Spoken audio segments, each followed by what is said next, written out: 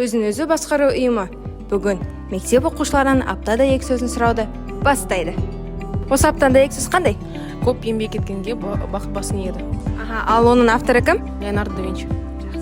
Сен осы аптаның 2 сөзін білесің бе? Білем. Көп еңбек еткенге бақыт басын еді. Сен осы аптаның 2 сөзін білесің бе? Көп еңбек еткенде бақыт басын еді. Осы аптаның 2 сөзін білесің бе? Әрине. Көп еңбек еткенде бақыт басына еді. Нұрай, сен осы аптаның 2 сөзін білесің бе? Қандай? Көп еңбек еткенге бақыт басын еді. Әлия, сен осы аптаның 2 сөзін білесің бе? Жоқ. Айгүл апай, сіз осы аптаның 2 сөзін білесіз бе? Әрине. Қандай? Көп еңбек еткенге бақыт басын еді. Леонардо да Винчи. Альдемир, осы аптаның 2 сөзі қандай? Көп еңбек еткенге бақыт басын еді. Қыздар, сендер осы аптаның 2 сөзін білесіңдер ме?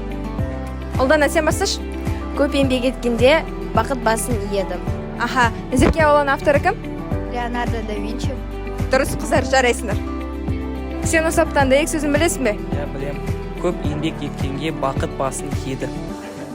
Жансая, сен осы аптаның 2 сөзін білесің бе? Әрине, көп еңбек еткенге бақыт басын еді. Дұрыс. Сен осы аптаның 2 сөзін білесің бе? Білем. Қандай? Көп еңбек еткенге бақыт басын еді. Назым, сен осы аптаның 2 сөзін білесің бе? Қандай екен айтып жібере аласың ба? Көп еңбек еткенге бақыт басын еді. Дұрыс, жарайсың. Азамат, сен осы аптаның 2 сөзін білесің бе? Жоқ, білмеймін. Неге? Ұмытып қалдым. Али, осы аптаның 2 сөзін білесің бе? Білем. Қандай айтып жүрші? Көп еңбек еткенге бақыт басын еді. Дұрыс.